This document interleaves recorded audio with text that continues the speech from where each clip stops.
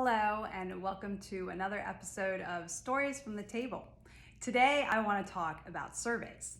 More particularly, what do you do as a buyer when you order a survey and it shows that the seller's fence goes onto the neighbor's property? Do you ask the seller to move the fence or do you just leave it? Most of the time, people will just leave it. And many times it might be because the fence going onto the neighbor's property, it's not by much, just by a little bit.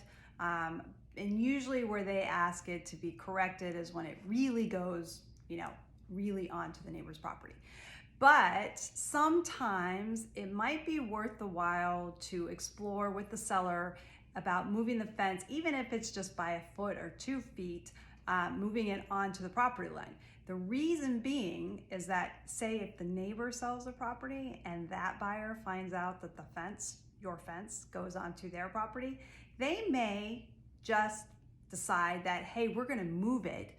They may not give you the opportunity to object. They may just go ahead and do it, and it might cause extra stress. So it's always a good idea if you get a survey and you're looking at it and you see that the seller's fence goes on to the neighbor's property, even if it's just by a little bit, explore moving that fence or perhaps maybe asking for a credit to cover the cost of moving the fence onto the property line.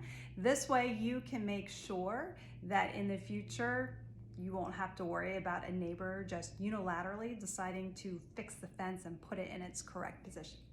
As always, if you have questions, please feel free to reach out to me. Otherwise, I'll look forward to seeing you in our next episode. Thanks and take care.